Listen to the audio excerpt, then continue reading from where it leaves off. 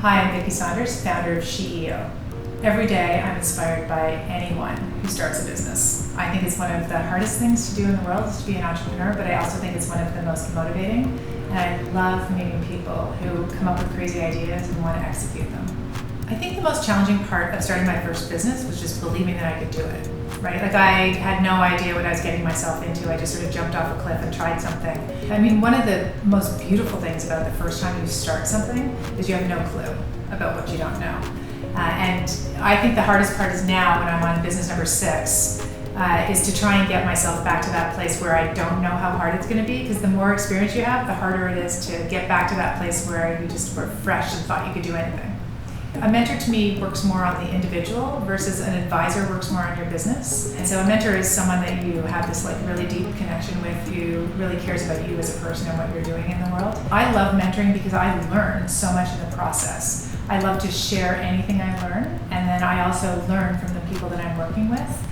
And mentorship was really important to me along the way. I had a lot of mentors. I seek advice all the time.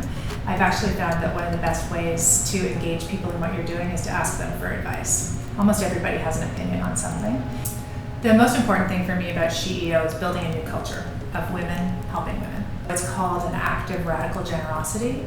And radical generosity to me is really sort of the underlying motivation. If you want to be radically generous, if you go, that's pretty cool. What does it mean to be radically generous? How would you act differently if you thought everyone around you was going to be radically generous?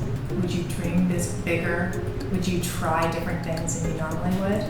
And then how would you act differently if you were radically generous towards yourself? Would you be a little easier on yourself? Would you not beat yourself up so much? I think this is one of the most amazing moments to be alive on the planet. And this is really like the coolest time. If you're a creator or a maker or an entrepreneur, the world really needs you. We need your fresh ideas. We need to redesign almost everything on this planet.